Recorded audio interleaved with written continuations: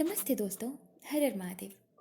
चलिए शुरू करते हैं नेक्स्ट पार्ट। गौतमी ने जब अपनी असली आवाज़ में कार्तिक को डांटा तो वो बहुत ही हैरानी के साथ उसे देखने लगता है। कार्तिक को एक पल के लिए लगा कि वो दिन में गौतमी को साक्षात देख रहा था। हो सकता है कि उसे कोई वहम हुआ हो। वो आवाज़ गौतमी की सिर्फ उसे लगी हो, पर हो नहीं। वो बड़ी ही हैरानी के साथ अभी भी पिंकू को देख रहा था। पिंकू जो कि कंबल को अच्छे से ओढ़े हुए उसकी तरफ पीट करके सो रहा था। सोने के बाद गौतमी पूरी तरीके से भूल चुकी थी कि वो पिंकू के फॉर्म में है और वो कार्तिक के मैंशन में है।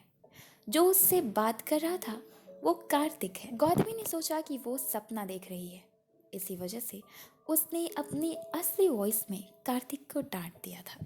तभी कार्तिक रूड वॉइस में बोला, तुम उठते हो या मैं तुम्हें उठाकर नीचे फेंक दूं? यार मुझे नींद आ रही है, हटो मेरे बेड से। तभी गौतमी अपनी आंखों को आधी खोलकर कार्तिक की तरफ मुड़कर उसे देखती है और बोली, रियल लाइफ में तो तुम मुझे चैन से रहने नहीं देते हो, कम से कम सपने में आकर तो मुझे डिस्टर्ब मत करो, चले जाओ यहाँ से। गौतमी ने ये सब कुछ अपनी रियल वॉइस में कहा था। कार्तिक हक्का बक्का दंग खड़ा रह गया और वो चुपचाप उसे देख रहा था। गौतमी इतना ही कहकर वापस से मुड़कर सो जाती है। कार्तिक समझ गया था कि वो गौतमी है, इसी वजह से वो बहुत ही ज़्यादा गुस्से में हो गया क्योंकि गौतमी ने उसे धोखा दिया। कार्तिक गुस्से से बोला, गौतमी? हाँ? गौतमी नहीं उठी। कार्तिक कंबल की एक कोन को पकड़कर उसे उस पर से हटाने की कोशिश करता है, पर गौतमी ने उसे जोर से पकड़ा हुआ था, इसी वजह से कार्तिक ऐसा नहीं कर पाता। फिर कार्तिक ने जोर से उस कंबल को खींचकर नीचे फेंक दिया। जब उसने ऐसा किया तो गौतमी गुस्से से उठकर बैठ जाती है और कार्तिक को देखती है और गुस्से में शिकायत करते हुए बोली, क्या है? क्या किया तुमने? तुमने कंबल नीचे क्यों फेंक दी? पागल हो तुम? हाँ? और तुम मेरे इतने पर गौतमी रुक जाती है और एक नज़र घुमाकर कमरे को चारों तरफ देखती है और उसके बाद अपनी आंखों को बड़ी बड़ी करके कार्तिक को देखती है। कार्तिक जो कि चुपचाप उसे देख रहा था। गौतमी को उसके चेहरे पर हल्का गुस्सा नजर आ रहा था। फिर कार्तिक बोला, पिंकू तो तुम मुझे बेवकूफ़ बना रही थी। गौतमी ऐसा सुनते ही बहुत डर जाती है और बोली, गई भैंसिया पानी में, कर दी गड़बड़ मैंने, अब क्या होगा? और गुस्से से भरे कार्तिक को देखती है और फेक सी हंसी हंसते हुए बोली, बॉस वो मैं तो बस एक्टिंग कर रही थी। कार्तिक गुस्से में वहां से मुड़ा और जाकर कबर्ड को खोलता है। गौतमी बड़े गौर से बेड पर बैठे हुए उसे देख रही थी। कार्तिक उसमें से अपनी पिस्टल निकालता है, जिसे देखकर गौतमी डर जाती है। कार्तिक उस पिस्टल को लेकर गौतमी की तरफ मुड़ा और चलकर उसकी तरफ आने लगा। गौतमी डरकर जल्दी से दूसरी तरफ से बेड से नीचे उतर जाती है। उसके और दरवाजे के बीच कार्तिक आ चुका था। कार्तिक फिर चलकर गौतमी के सामने आकर खड़ा हुआ और दूर से ही उस पर गन पॉइंट करके बोला, चलो अपने असली फॉर्म में आओ। गौतमी उस पिस्टल से बहुत ज़्यादा डर रही थी, इसलिए कार्तिक ने जो कुछ भी कहा वो चुपचाप उसकी बात को मान लेती है। गौतमी अपने लगाए हुए चश्मे को निकालकर बेड पर रख देती है और फिर उसने अपने नकली बाल को निकाल दिया और उसे नीचे ज़मीन पर फेंक देती है। उसके लंबे बाल अब खुले थे। गन पॉइंट किए हुए ही उसे देखते हुए मुस्कुरा कर बोला, मेरे मैंशन में तुम मेरे साथ रहती थी और मुझे ही नहीं पता, और अमेजिंग कि मैं तुम्हें पहचान भी नहीं पाया। वेस्ट तो बहुत अच्छा लिया था तुमने। अब तक कार्तिक के दिमाग में ये नहीं आया था कि अभिजीत, राघव और सुमित कहाँ हैं, क्योंकि गौतमी को अपने सामने यूँ अचानक से देखने के बाद उसे कुछ सूझ भी नहीं रहा था। फिर थोड़ी ही देर बाद उसके दिमाग में आया और वो गौतमी को देखते हुए बोला, अच्छा तुम यहाँ हो तो तुम्हारे वो तीनों दोस्त कहाँ हैं और तुम्हारा वो लीडर कहाँ है, क्या नाम है उसका? अभिजीत। गौतमी डरे हुए एक्सप्रेशन के साथ कार्तिक को देख रही थी। इससे पहले कि वो कुछ बोलती, कार्तिक समझ गया और बोला, ओ माय गॉड, इसका मतलब उमा और पार्वती राघव सुमित है और वो गौरी अभिजीत है ना? गौतमी डरते हुए हाँ में सिर हिलाती है। गौतमी का जवाब सुनने के बाद कार्तिक बहुत ज्यादा गुस्सा हो जाता है। वो गुस्से में वहां से मुड़ा और अपने कमरे से बाहर सीधे पूर्वी के कमरे की तरफ जाने लगा। उसकी वहां से चले जाने के बाद गौतमी चैन की सांस लेती है और फिर झट से बोली, मुझे कुछ करना होगा। इधर कार्तिक गुस्से से अपने हाथ में पिस्टल लिए पूर्वी के रूम की तरफ तेजी से आ रहा था। इधर अभिजीत और पूर्वी अभी भी सोफे पर बैठकर आपस में बातें कर रहे थे। वो दोनों बहुत ही ज्यादा खुश थे। इधर कार्तिक गौतमी को अपने साथ लेकर उधर ही आ रहा था। वो बहुत ही ज्यादा गुस्से में था और गौतमी को बहुत ज्यादा डर लग रहा था। पूर्वी अभिजीत को देखते हुए बोली, अभिजीत मुझे तुम्हें कुछ बोलना है। अभिजीत उसे देखकर मुस्कुराता है। वो जान चुका था कि पूर्वी क्या बोलने की कोशिश कर रही है, लेकिन वो फिर भी उसके मुंह से दोबारा सुनना चाहता है, इसलिए कहता है, हाँ बोलो, क्या बोलना है तुम्हें? और उसे देखने लगा। पूर्वी बोली, मैंने तुम्हें बताया तो था। अभिजीत जानबूझकर अनजान बनते हुए बोला, क्या बताया था? मुझे तो कुछ याद नहीं। वो जो सब कुछ मैंने तुम्हें कहा था ना कि तुम्हें सामने लाने के लिए बोला है। वो ऐसा नहीं था। तुम्हें सामने लाने के लिए मैंने नहीं कहा था, मैंने सब कुछ सच कहा था। तभी अभिजीत नाटक करते हुए बोला, क्या कहा था? मुझे तो कुछ भी याद नहीं है। कहने के लिए तो तुमने बहुत कुछ कहा था जब से मैं आया। तो कौन से बात के बारे में तुम बात कर रही हो? और पूर्वी को देखने लगता है। इतने पर पूर्वी बोली, ज्यादा नाटक करने की जरूरत नहीं है। अरे मैंने तुमसे कहा तो था। अभिजीत बोला, क्या कहा था वही तो याद नहीं है। अभिजीत उसके बारे में जानता था, बस वो एक बार फिर से उसके मुंह से सुनना चाहता था। पूर्वी क्यूटनेस से उसे घूरते हुए तो क्या तुम्हें सच में याद नहीं कि मैंने क्या कहा था? अभिजीत उसे देखते हुए उसी के टोन में बोला, मुझे सच में याद नहीं है। फिर पूर्वी सोफे से उठते हुए बोली, ठीक है, नहीं याद है तो बैठो यहीं पे, मैं चली सोने, गुड नाइट। पूर्वी वहां से बेड की तरफ जाने के लिए जैसे ही कदम बढ़ाती है, अभिजीत बोला, अच्छा याद आया। पूर्वी एक्साइटमेंट से पीछे मुड़कर बोली, तुम्हें याद आ गया? अभिजीत बोला, हाँ याद आ गया, बताऊंगा, लेकिन पहले यहाँ बैठो। पूर्वी झट से उसके बगल में फिर से बैठ जाती है। फिर अभिजीत बोला, तुमने कहा था कि, और तिरछी नजरों से उसे देखता है। अभिजीत आगे कुछ कहे ये सुनने के लिए पूर्वी बहुत ज्यादा एक्साइटेड थी और एक्साइटमेंट में उसे देख रही थी। अभिजीत अपनी आधी बात को पूरी करते हुए बोला, तुमने कहा था कि तुम बिना ब्रश किए खाना खा लेती। पूर्वी ने जब ये सुना तो उसकी सारी एक्साइटमेंट गायब हो गई। गुस्से से कुशन को उठाकर उसे मारती है और शिकायत करते हुए बोली, बहुत बुरे हो तुम। जिस पर अभिजीत हंसते हुए उसे कुशन को अपने हाथ में लेते हुए बोला, याद है, मुझे याद है, मैं कुछ नहीं भूला।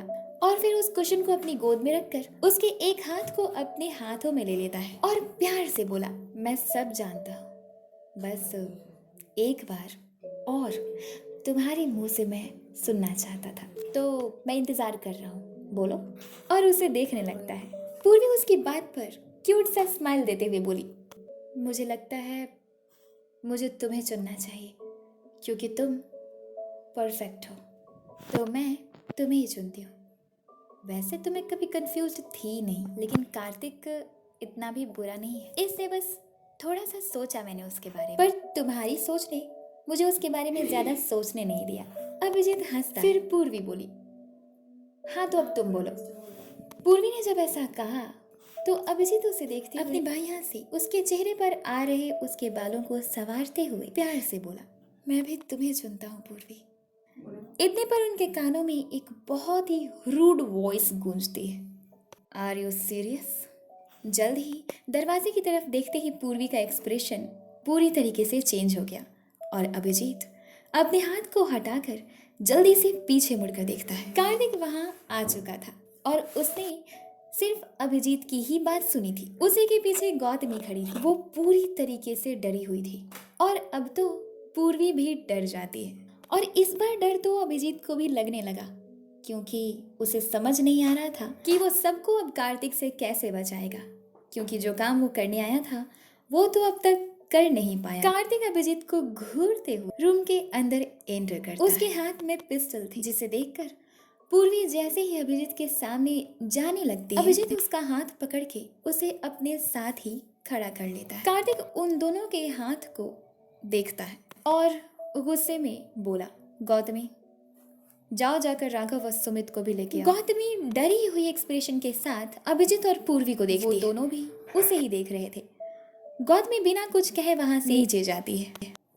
10 मिनट के बाद राघव, सुमित और गौतमी तीनों ही उस रूम के अंदर आते हैं। वो तीनों रूम के अंदर जैसे ही एंटर करते हैं उन्होंने देखा कि अभिजीत और पूर्वी अभी भी सोफे के पास ही खड़े थे। कार्तिक उनकी तरफ मुड़कर बेड पर बैठा हुआ था। राघव और सुमित ने कपड़े चेंज कर लिए थे। अभिजीत और पूर्वी दोनों ही उन तीनों को देखते हैं। वो तीनों आकर एक लाइन में अभिजीत के साथ खड़े। अब वो पांचों एक लाइन में कार्तिक के सामने चुपचाप खड़े थे। फिर कार्तिक उन पांचों को एक एक करके देखता है और गुस्से में बोला, जानता हूँ कि किसकी प्लानिंग है ये। और अभिजीत को घूरने लगा। अभिजीत कामनेस और थोड़े से गुस्से के साथ कार्तिक को देख रहा था। कार्तिक वहां से उठकर अभिजीत के सामने आकर खड़ा हुआ। वो अभिजीत से लगभग 2 कदम की दूरी पर खड़ा था। वो अभिजीत को गुस्से से देखते हुए बोला, आज तुम सब मुझे एक सवाल का जवाब दो।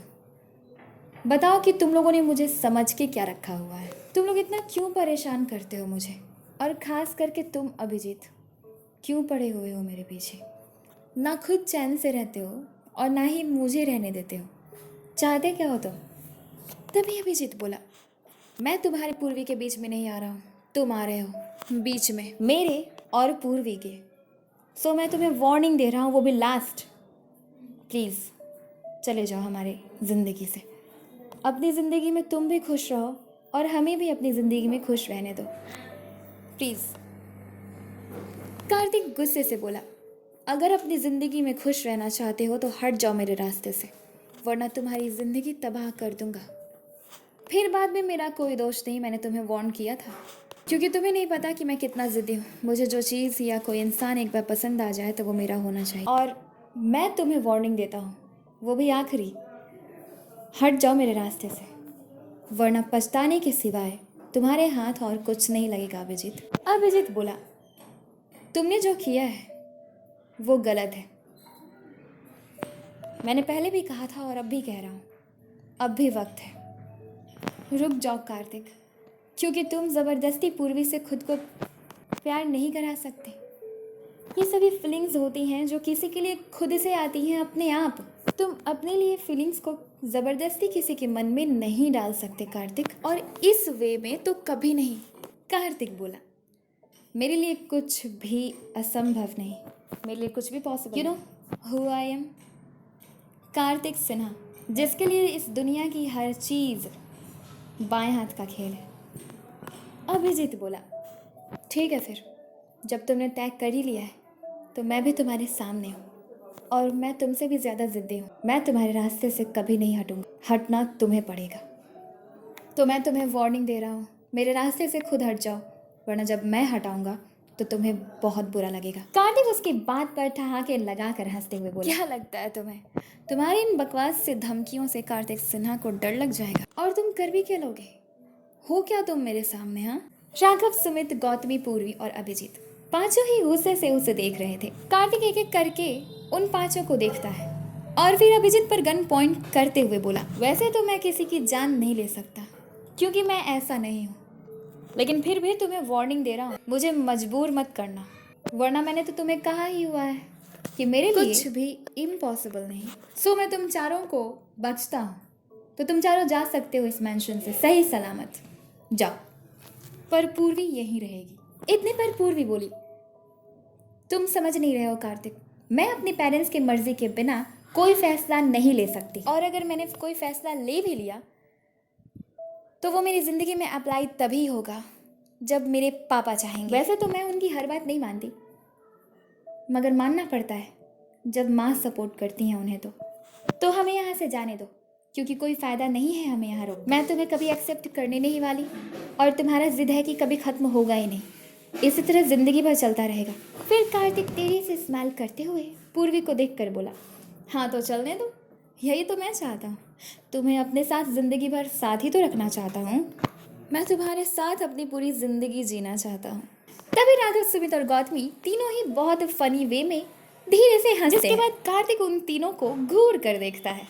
तभी गौतमी बोली, जो तुम्हारे लिए इम्पॉसिबल है मिस्टर कार्तिक सिन्हा। तभी कार्तिक बोला, अरे हाँ, मैं तुम्हें कैसे भूल गया, तुम भी तो यहाँ पर हो, मेरी दूसरी दुश्मन। तभी गौतमी बोली, मिस कर रहे हो तुम। पहली दुश्मन तो मैं हूँ और दूसरा तो अभिजीत है, क्योंकि तुमसे सबसे पहले मैं टकराई थी। अभिजीत तो बाद में आया था। और कहकर कार्तिक को पूरे एटीट्यूड के साथ देखती है। इतने पर कार्तिक गुस्से से बोला, मुझसे टकराने का बहुत शौक है ना तुम्हें, ठीक है। और जाकर उसके सिर पर गन पॉइंट कर देता है और बोला, शुरुआत तुम्हें से करता हूँ। बेचारी गौतमी अपने माथे पर पिस्टल को लगा हुआ देखकर नीचे से ऊपर तक कांपने लगती है, जिसे देखकर राघव, सुमित, पूर्वी और अभिजीत चारों ही बेहद डर जाते हैं। पूर्वी बोली, कार्तिक रुक जाओ, मत करो। कार्तिक पूर्वी को देखता है। कार्तिक ने गौतमी पर से गन हटाई और ऊपर की ओर करते हुए चलाता है, जिसकी आवाज से थोड़ी ही देर में वहां पे बहुत सारे गार्ड्स आ जाते हैं। उनके आते ही सभी ने उन गार्ड्स को देखा। सभी गार्ड्स थोड़े चिंतित थे। फिर कार्तिक उन गार्ड्स को देखते हुए बोला, गौतमी, राघव और सुमित, इन तीनों को लेकर नीचे चलो। इतना ही कहकर खुद उस रूम से बाहर निकलकर सीढ़ियों से नीचे चला जाता है। राघव, सुमित और गौतमी को सभी गार्ड्स पकड़कर लेकर नीचे जाते हैं, जिसके पीछे पीछे अभिजीत और पूर्वी जाते हैं। राघव, सुमित और गौतमी के सिर पर गार्ड्स के द्वारा गन पॉइंट किया गया था। उन्हीं के सामने अभिजीत और पूर्वी उन तीनों के लिए चिंतित खड़े थे। और इधर कार्तिक आराम से उन तीनों के सामने इधर उधर टहल रहा था। उसने अपनी एक हाथ में पिस्टल ले रखी थी और अपने दोनों हाथों को पीछे की ओर करके उन तीनों के सामने टहल रहा था। अभिजीत राघव, सुमित और गौतमी की चिंता करते हुए कार्तिक पर गुस्सा करते हुए बोला, कार्तिक, छोड़ दो राघव, सुमित और गौतमी को, और मैं तुम्हें फिर कह रहा हूँ कि हमें यहाँ से जाने दो। कार्तिक उसकी बात पर रुका और उसे देखते हुए बोला, तुम्हें क्या लगता है तुम लोगों को यहाँ पर लेकर मैं आया हूँ तुम लोगों की बात मानने के लिए? अभिजीत, तुम जानते हो कि तुम किसके सामने खड़े हो।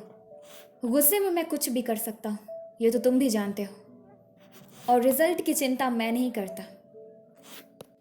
तुमने जो मुझे बेवकूफ बनाया उसके लिए तो मैं तुम्हें सजा दूंगा। अभिजीत की आंखों में गुस्से से देखते हुए उसके नजदीक अभिजीत भी बिना डरे उसकी आंखों में देख रहा था। कार्तिक उसे देखते हुए रूड वॉइस में बोला, अगर तुमने मुझ पे हाथ उठाए तो राघव, सुमित और गौतम भी इसी वक्त मारे जाएंगे। पूर्वी, राघव, सुमित, अभिजीत और गौतमी सभी बहुत डर जाते हैं। अभिजीत बड़ी ही हैरानी के साथ कार्तिक को देख रहा था। उसे समझ नहीं आया था कि कार्तिक कहने की कोशिश क्या कर रहा है। इससे पहले कि वो समझता, कार्तिक उसके मुंह पर बहुत जोर से एक पंच करता है, जिस पर राघव, सुमित, गौतमी और पूर्वी एक साथ अभिजीत का नाम पुकारते हैं। वो चारों समझ चुके थे कि अब क्या होगा। उन चारों की आंखों में आंसू आ जाते हैं। जब कार्तिक ने अभिजीत को पंच किया तो अभिजीत बगल में उसके पंच के फोर्स की वजह से झुका। राघव, सुमित और गौतमी को गार्ड्स ने पकड़ रखा था, उनके सिर पर गन पॉइंट। वो तीनों ही अपनी जगह से नहीं हिल सकते थे। पूर्वी जस्ट अभिजीत के बगल में ही खड़ी थी, जो कि बहुत ही चिंतित अभिजीत को देख रही। अभिजीत सीधा खड़ा हुआ और कार्तिक को गुस्से से घूरता है। तभी पूर्वी कार्तिक को गुस्से से बोली, मैं जानती हूँ कि तुम क्या करने की कोशिश कर रहे हो। आज मैं तुम्हें नहीं छोड़ूंगी, क्योंकि बस अब बहुत हो गया तुम्हारा। हमने तुम्हें बहुत मौके दिए, लेकिन तुमने हर बार हमारे साथ गलत किया। तुम हमेशा अभिजीत को टॉर्चर करते हो। इतना ही कहकर पूर्वी जैसे ही उसकी तरफ उसे मारने के लिए बढ़ती है, कार्तिक उसे रोकते हुए बोला, आगे बढ़ने की कोशिश मत करना, क्योंकि तुम्हारे दोस्त गन की उनकी जिंदगी ना तुम दोनों के हाथों में है। तो तुम चुपचाप खड़े होकर तमाशा देखो, और अभिजीत चाह करके भी मुझे नहीं मार सकता। और अभिजीत को पीटना शुरू कर देता है। पूर्वी, राघव, सुमित, गौतमी चारों के ही आंखों में आंसू थे। अभिजीत बस पिटाई खाए जा रहा था। वो मजबूर था, इसी वजह से कार्तिक पे हाथ नहीं उठा सकता था। हालांकि कार्तिक राघव, सुमित और गौतमी को मारता तो नहीं, पर ये डर उन पांचों के मन में बैठ चुका था। कार्तिक अभिजीत को गुस्से में बहुत पीट रहा। अभिजीत की हालत बहुत बुरी, वो चारों ही बहुत रो रहे थे। राघव रोते हुए बोला, सर प्लीज छोड़ दीजिए, क्या बिगाड़ा है उसने आपका। राघव ने जब ऐसा कहा तो कार्तिक अभिजीत को पीटना बंद कर देता है, जिससे कि अभिजीत जमीन पर गिर जाता है। अभिजीत तो लगभग बेहोश हो ही चुका। वो जैसे ही जमीन पर गिरा, पूर्वी उसके पास दौड़ते हुए गई और घुटने के बल बैठकर उसके सिर को अपने गोद में रख लिया और उसके रोते चेहरे हुए को अपने दोनों हाथों से पकड़कर उसे देखते हुए बोली, अभिजीत, अभिजीत उठो, अभिजीत आंखें खोलो। पूर्वी अपने हाथ से उसके चेहरे को हिलाते हुए उसे जगाने की कोशिश कर रही थी। कार्तिक चुपचाप गुस्से में पूर्वी को और अभिजीत को देख रहा था। अभिजीत के लिए पूर्वी को इतना रोता हुआ देखकर कार्तिक गुस्से में बोला, रो जितना रोना है उसके लिए तुम्हें, चाहे वो आंसू हो या प्यार, सब कुछ तो तुम्हें अभिजीत के लिए ही आता है। पूर्वी नजरों को उठाकर कार्तिक को देखती है। वो उसे घूर रही थी। उसकी दोनों आंखों में आंसू भरे हुए थे और रोते रोते उसकी आंखें लाल हो चुकी थी। वो गुस्से से बोली, मैं तो समझती थी कि तुम भी इंसान हो, मगर मैं गलत थी। तुमने जन्म इंसान में लिया है, जो कि भगवान की सबसे बड़ी गलती है। कार्तिक, अगर आज अभिजीत को कुछ हुआ तो मैं तुम्हें कहीं का नहीं छोड़ूंगी, तुम्हें पूरी तरीके से बर्बाद कर दूंगी, सुना तुमने? और रोने लगती है। कार्तिक गुस्से में पूर्वी को देख रहा था। पूर्वी रोते हुए अभिजीत के चेहरे को सहला रही थी और उसे होश में लाने की कोशिश कर रही थी। कार्तिक को यह देखकर बर्दाश्त नहीं हो रहा था। इतने पर उसकी नजर राघव, सुमित और गौतमी पर गई। गौतमी, राघव और सुमित, वो तीनों भी हैरान थे जब बिना किसी के ऑर्डर के गार्ड्स ने उन पर से गन हटा लिया और सभी सिर झुकाकर एक लाइन में खड़े हो गए, राघव, सुमित और गौतमी से दूर हटकर। तभी राघव, सुमित और गौतमी कार्तिक को ऐसे देखते हैं जैसे उनके पीछे कोई खड़ा था। कार्तिक उन तीनों की नजरों को देखकर पीछे मुड़ता है। वो भी ठीक से पीछे मुड़ा भी नहीं था, इतने पर एक जोर का थप्पड़ उसकी बाईं गाल पर पड़ता है, जिससे कि कार्तिक अपनी दाहिनी ओर झुक गया। हैरान होने के साथ साथ कार्तिक बहुत ही ज्यादा गुस्सा भी हो गया। वो गुस्से से सीधा खड़ा हुआ तो उसने जो देखा, उसे देखने के बाद उसके पैरों तले जमीन खिसक जाती है। उसके सामने उसकी माँ खड़ी थी, जो गुस्से से उसे देख रही थी और उनके पीछे ऋषि, रेणुका और प्रियांजलि भी खड़े थे। जब कार्तिक को उसकी माँ ने थप्पड़ मारा तो थप्पड़ की आवाज से पूर्वी भी झट से अपने सिर को उठाकर कार्तिक को देखती है। जब उन चारों ने उसकी माँ को देखा तो चारों ही चैन की सांस लेते हैं। उन्हें देखने के बाद वो चारों ही खुश हुए। खुशी से उन्होंने अपने अपने आंसुओं को साफ किया और उसकी माँ को देख रहे थे। कार्तिक की माँ ने एक नजर घुमाकर उन चारों को एक एक करके देखा और फिर उन्होंने बेहोश पड़े अभिजीत को देखा। कार्तिक हैरानी से बोला, माँ, आप यहाँ? उसकी माँ कार्तिक को देखते हुए बोली, क्यों, झटका लगा? मैं भी तो बन रही हूं ना तेरे रास्ते की अड़चन। लगा ना मेरे सिर पे भी गन। कह अपने गार्ड से कि वो भी मुझे गन पॉइंट पे रखे, और अगर अभिजीत तुझ पे हाथ उठाए तो कह दे कि वो मुझे भी मार दे। कार्तिक को कुछ भी समझ नहीं आ रहा था कि उसकी माँ यहाँ कैसे आ गई। इतने पर राघव, सुमित और गौतमी जल्दी ही अभिजीत के पास आकर बैठते हैं। राघव जल्दी से किचन में गया और वहां से एक ग्लास में पानी लेकर आता है। उसने अभिजीत पर थोड़ा थोड़ा पानी छिड़का, जिससे अभिजीत को होश आता है। सभी की नजर अभिजीत पर थी। राघव, सुमित अपने सहारे से अभिजीत को उठाकर बैठाते हैं। बहुत ज्यादा दर्द हो रहा था। इतने पर वहां पर सभी बच्चों के माता पिता आ जाते हैं, पर अभिजीत, राघव, सुमित, गौतमी और पूर्वी, इनमें से किसी ने भी अपने पेरेंट्स को नहीं देखा। तभी अभिजीत की माँ बोली, अभिजीत। उनकी आवाज पर सभी ने मुड़कर उन्हें देखा।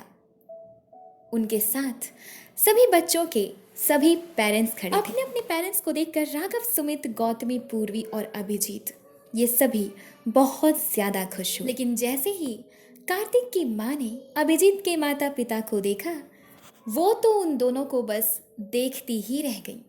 और ऐसा ही कुछ हाल और रिएक्शन ऋषि, रेणुका और प्रियांजलि का भी था। और कार्तिक तो हक्का बक्का दंग खड़ा था उन्हें देखकर। अभिजीत ने अब तक कार्तिक के फैमिली को नहीं देखा। जब अभिजीत के माता पिता अभिजीत की तरफ आने लगे, राघव, सुमित, गौतमी और पूर्वी उसे छोड़कर दूर खड़े हो जाते। अभिजीत की माँ जाकर अभिजीत के पास घुटने के बल बैठी और उसके चेहरे को अपने हाथ से पकड़कर रोने लगी और रोते हुए ही उसके गले से लग गई। अभिजीत भी अपनी माँ को पकड़कर रोने लगा।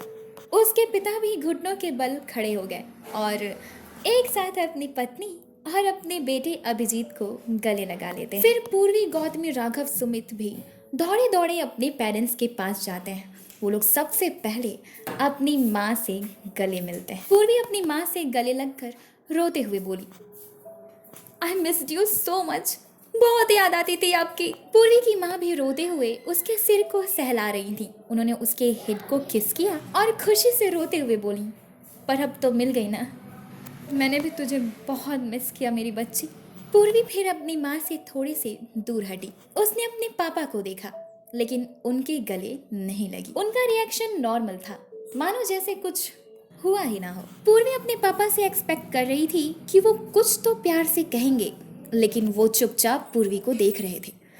वो अभी अपने पापा से नजर हटाई ही नहीं थी, इतने पर सौम्या जल्दी से आकर उसके गले से लिपट जाती है और बहुत रोने लग जाती है। पूर्वी ने उसके सिर को प्यार से सहलाया और वो भी रो रही थी और उससे दूर हटकर अपने दोनों हाथों से उसके आंसुओं को साफ करती है और बोलती है, रो क्यों रही हो तुम?